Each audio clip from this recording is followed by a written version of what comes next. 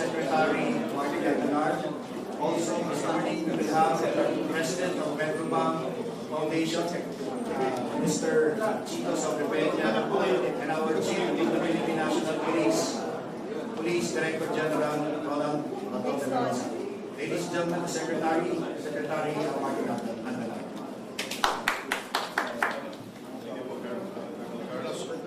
Isang makasaysayang umaga ng mga kabayan. Sa araw po na ito, ipapamayan po natin ang isang napakagandang proyekto mula sa Davao City na napaka-epektibo na pagpapatrol ng kanilang rescue and response. At dahil nga sa ating Pangulong Duterte ay mayiging isang nationwide na po ang scope ng 911. Kaya tumayan po natin ito sa pamamagitan po ng tulong na rin ng iba't ibang ahensya at iba't ibang pribadong sektor at sa Point Go at sa PNP.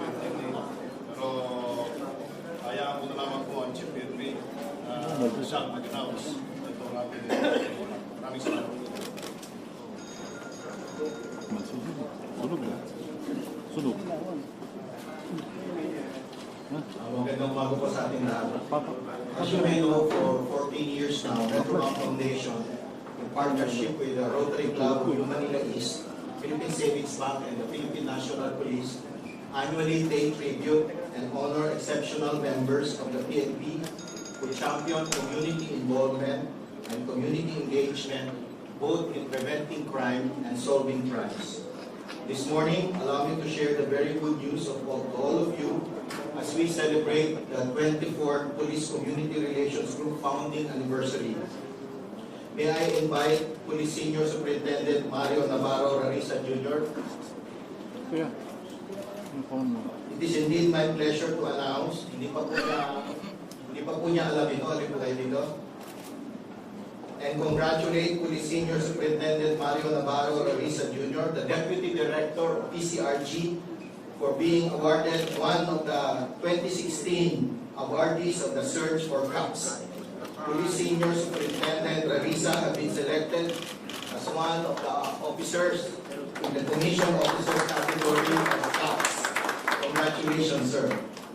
I will now turn over the formal letter to Police Senior Superintendent Rarisa, announcing that aside from the national recognition, you will receive $500,000 pesos on September 5 during the awarding ceremonies.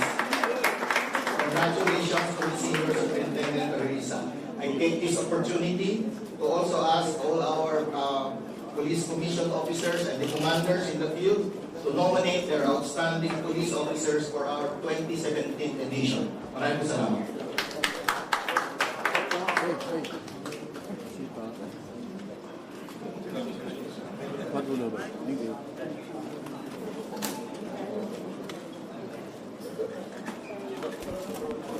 Good morning, everyone. Before I ever assume command as Chief PNP, I already expressed my desire to have a 911 emergency response system nationwide, like the one we have in Davao City. I believe that the 911 system we have in Davao is a big factor in helping the police effectively suppress crime and illegal drugs in the city. As I said, we need the help and support of our citizens to fight crime. The police must work hand in hand with the community.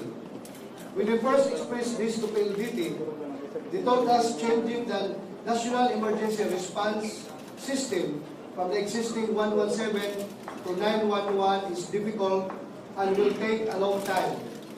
But when we told them that President Duterte is giving the police only 3 to 6 months to make the Philippines drug-free, meaning we shall have eradicated all big syndicates, stop new illegal drugs from coming in the country, and significantly lessen the supply and suppliers, pushers of illegal drugs. PLDT responded to the challenge and committed to deliver it in 30 days. From the day 1 I assumed command, so now, August 1, I exactly exactly 1 month of my assumption as Chief PNP, we now have 911 as the nationwide emergency response number. Palakpakan po natin yung PNP.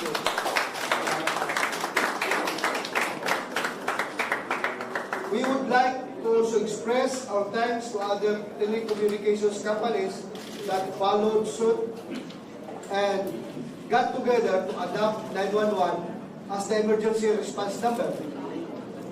They all signed a memorandum of agreement last July 14 with the Department of Communication and Information Technology, DCIT, and the Department of Interior and Local Government, DILG, with our private sector leaders as witnesses committing to support the development of the nationwide 911 emergency response system.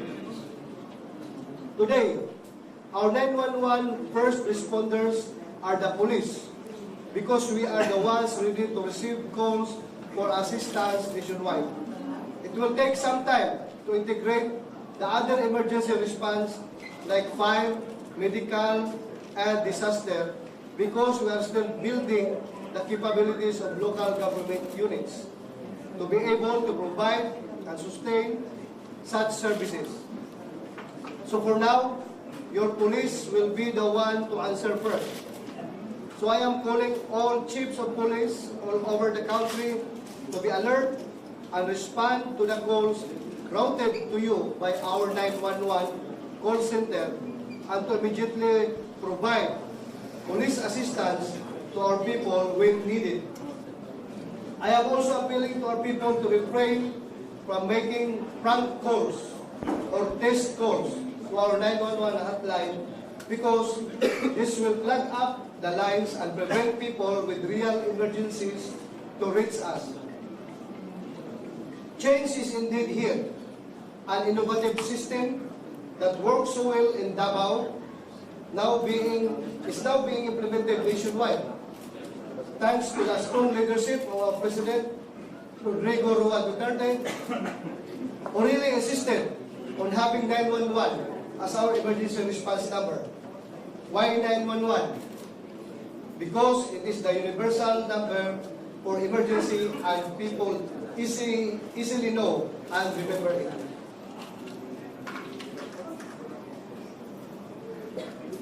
That's all. Thank you.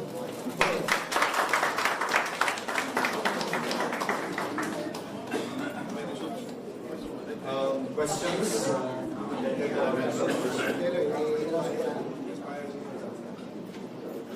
As of 7 o'clock this morning, Monday, August 1, 2016, the following are observed by the National Operations Center relating to the activation and launching of emergency hotline 911 on 01 a.m. August 1, 2016.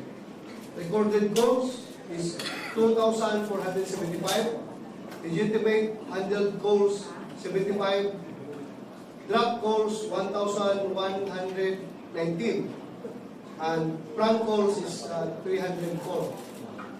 Various calls for emergencies were responded by the Joint PNP, BFP, and DOH responders calls for assistance, which are ambulance assistance, amok, vehicular accidents, creating trouble, drug racing, drinking in public places, harassments, illegal drug posing, riots, and other emergency calls from Filipino citizens asking for 911 response.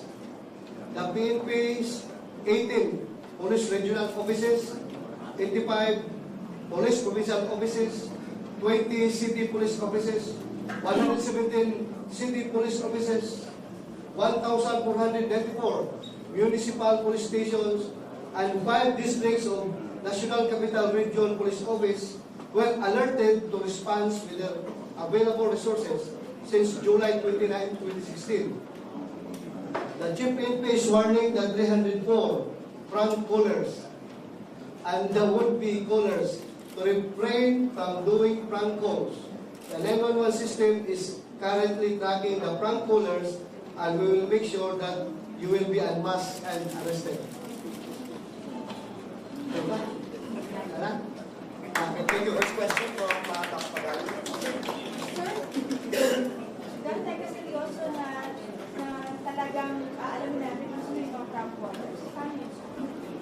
We have our own way of knowing them. But hindi natin sa masyadong bigyan ng importansya. Marami tayo nahabol ng mga kriminal. Hindi sila nag-aalong kriminal. Yan, mga nag-uloko na yan. But yun nga, kailangan natin sabihan sila na to refrain from doing such because it will result to plugging our lives and imbis na yung talagang legitimate na goals, emergency goals, hindi natin na-address. Dahil nag-plug up ang linya. So, we have to refrain from doing such. So, response time. Response time. Ideal. Meron po tayo ng response The time. last time was 10, down to 7 and 5. So, 10 down. Start, then naging 7, then naging 5. Kasi ito, yung look natin kasi, kulitan yun directly doon sa mga unit commanders. At pag yung unit commanders ang na-inform personal, talagang mabilis yung responde dahil they are the commanders. Sir, sa clarified payment rate, is it 5 pesos per month or 5.50? Pero ang gusto ni Presidente for special So far, the President later, ginagawa pa kung yung executive order na gusto sabihin na dapat free yung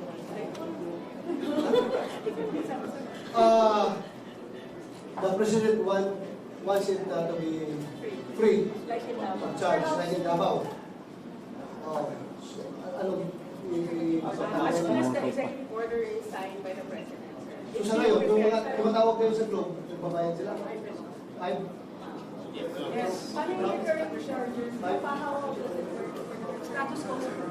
Meron may charge. Oo, may charge na pag globe at sa smart. Meron. Ha? 550? Baka we can ask it.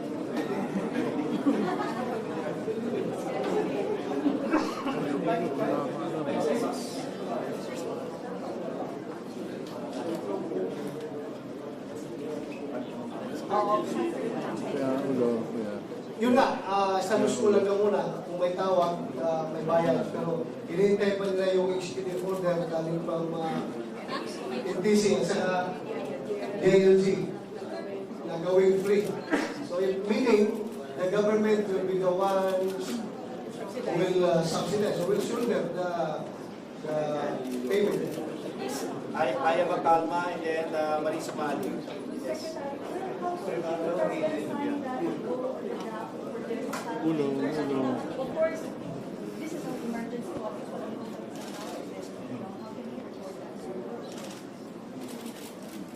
The Office of the Executive Secretary is already drafting the executive order. Now, I do believe that the 5 peso that Globe is charging and Smart is charging, this is based on the good practices in the United States of America. I understand that Rescue 911 or 911 in the United States, they do charge, and one of the reasons why they charge is for to discourage the prank callers. Mamaris Mali. Sir, if just to follow up on that question, how would you reconcile now being able to prevent prank callers, but at the same time being able to help? Because we're not as rich as America. Of course, they will be charging that much. But It is part of the civic responsibility of every Filipino to act responsibly and to help each other.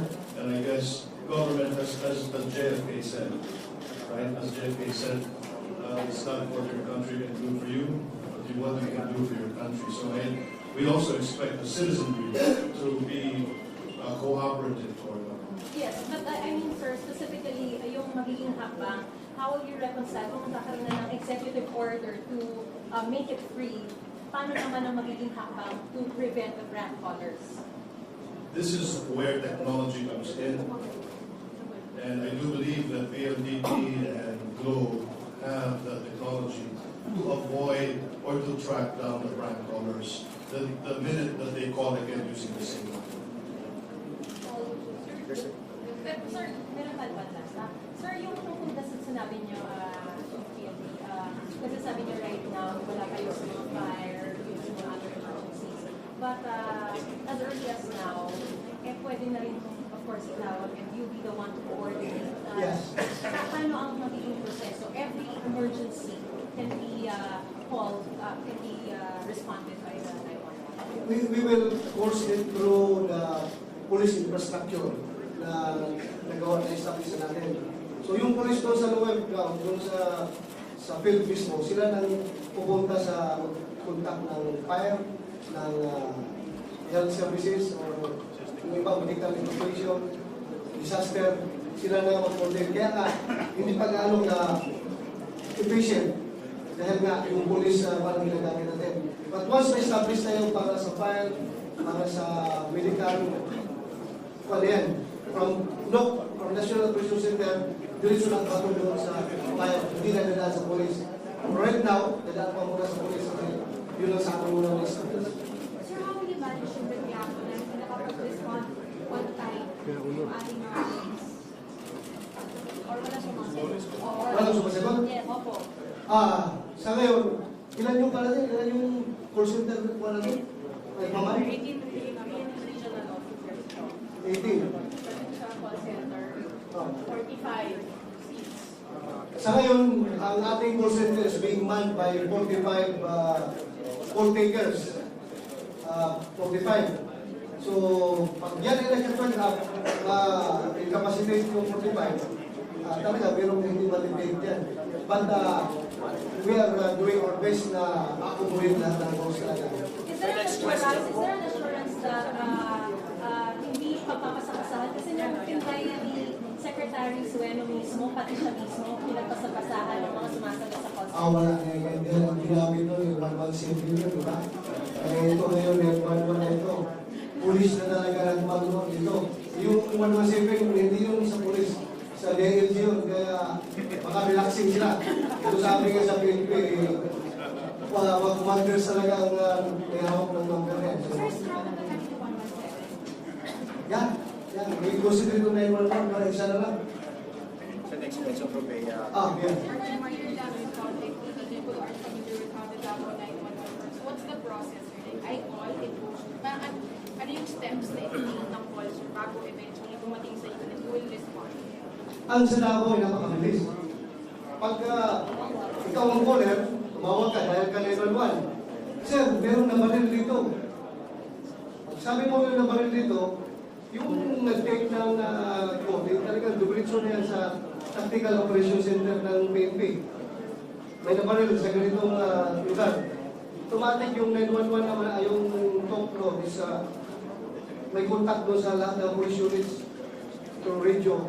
Respond ka agad. But sir, sa national scale, how does it work? Dalaan pa sa yung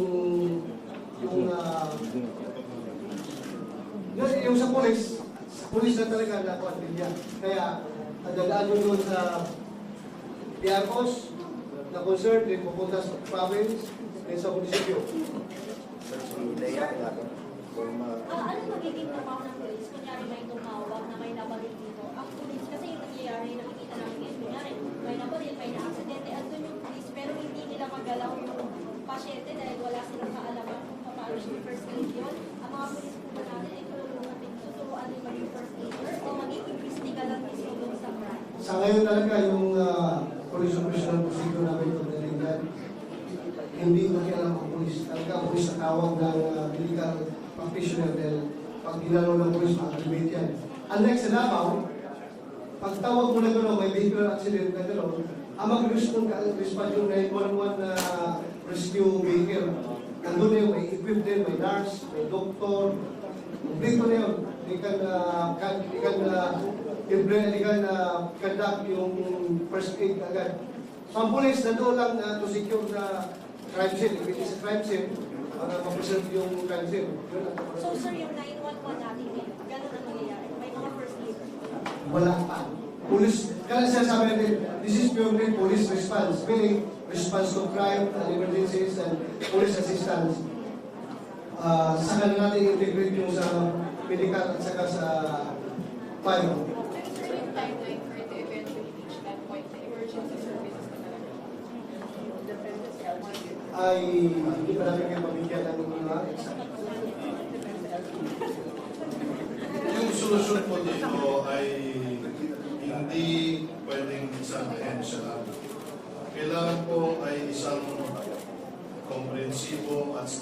individual solution. Meaning, hindi lang po yung Philippine National Police. Dapat po ay yung long-term plan, as I understand, Chief Henry, ay yung long-term plan nito ay kasama rin yung local government units. And I do understand na sa lahat po ng LGU sa Metro Manila, yung equipped po na magkaroon ng diversion ng tawag mula sa 911 to the LGU. One is Taguig, Marikina, if I'm not mistaken.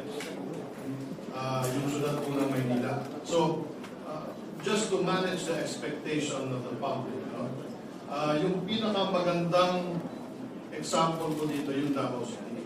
Dahil yung Davao City, meron pong comprehensive plan that involves not only the Philippine National Police, but also involves the local government units. Hanggang doon sa barangay at sa purok. So once we get the cooperation of all the local government units, not only in Metro Manila, but the entire Philippines, that is the only time that we will see this project through successfully 101%.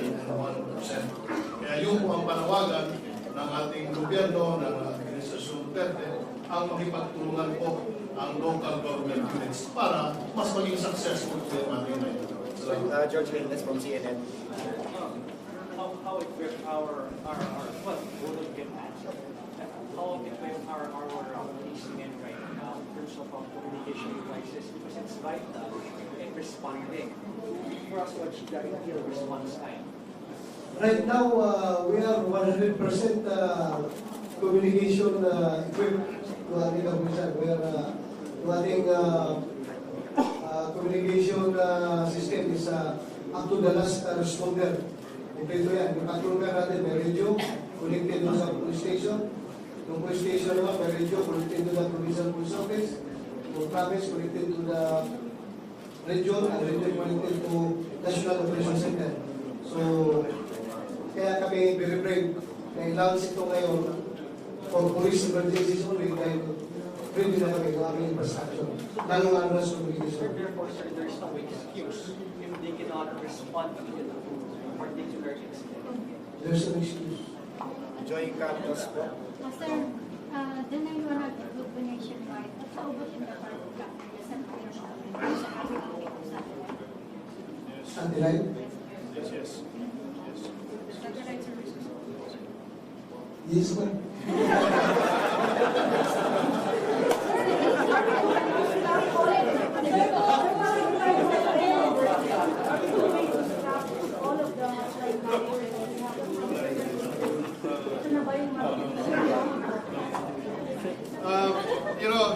Everything is, we are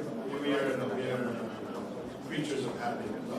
So yung mga sanay sa 16565, yung mga sanay sa 117, you can still dial those numbers. But you will be diverted to 911. So ngayon, hanggang yung 8888, ito po ay para doon sa red tape at corruption. At para po naman doon sa nangailangan ng agarang tulong, 911, may reklamo, may sunog, etc. So yung 117 will still exist until such time that we all get used to 911. Now, meron pong infrastructure yung 117 na existing. At meron din po sila mga best practices doon na dapat natin magpatuloy. So, ang mangyayari po dito ay we will subsume yung 117 under 911. Tama po ba? By January 1, 2017. Sir, paano malalagot yung mga police natin say mounting na yung complaint sa kanila? Strike 1, strike 2, strike 3 ba tayo? Ito, sabi nga ni Secretary Handang, today rin simultaneously nilalaw sa atin yung 8888. That is the complaint hotline. So, direct yan to the President. Isipin nyo kung kayo hindi nirespondihan ng police, tawag kayo ng 8888, diretso kay Presidente yan, sigurado mamalasin yung police pag hindi gumagalaw. Diba? So, kung nag-complement sa akin yan, 911, pag hindi na-respondihan ng 911, yung result to 888. Complain kayo nun. Hindi kami election ng police sa 911. So, direkta yan sa Office ng Presidente. So yan lang muna, yung infrastructure na available for us. Sir, clarify lang po ulit. Sir, kahit ibang text ba to?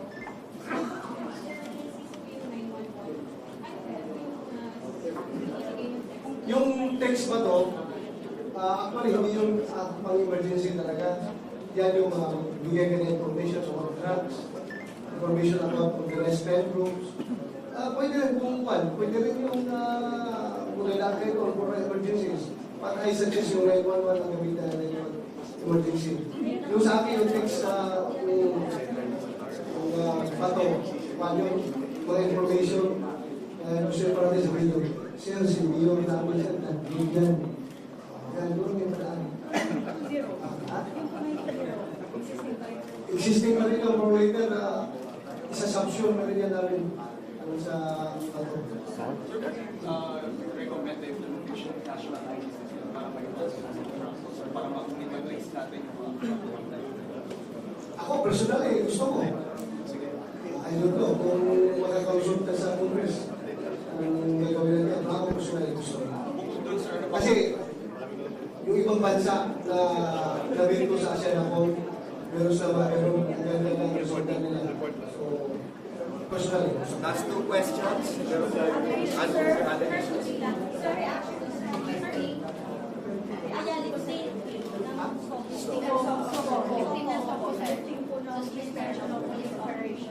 unilateral ceasefire. Yeah, the president has said his word. So, magtulong man tayo. Magtulong. Which means yung police operations, normal police operations and military operations. Patuloy. Well, yeah, we expect to be done. Last question. Last Kasi question. sinasabi ng kabila, kasi hindi naman daw yun, hindi naman na-translate o nakascape doon sa baba. Kaya daw hindi naman operation na doon. Parang too early naman to leave naman daw. Sino bang nag-violate? Sino bang naging aggressor? Hindi naman kami. Di ba? Sila naman nag-campus. So anong basis na sinabi ng Presidente yan? Dahil doon sa ginagawa nila. Kami na lang nag-confirm ng gano'n. Tapos ayaw na lang ng respeto na gagawin natin. So that led to the decision of the President to suspend yung sumpo natin.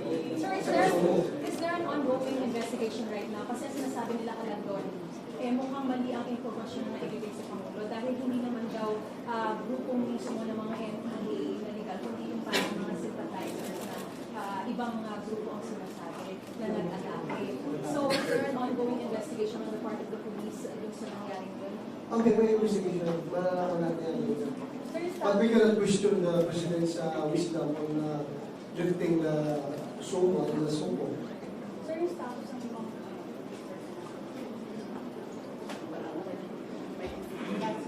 Hawak tayo nila. anong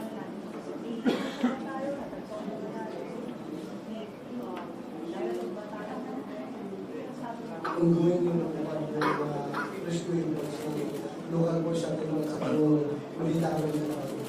Okay, thank you very much po. Thank you for coming this morning for the press conference of Secretary at the GPNP and the Metro Foundation. Maraming salamat po sa inyong pagtulong.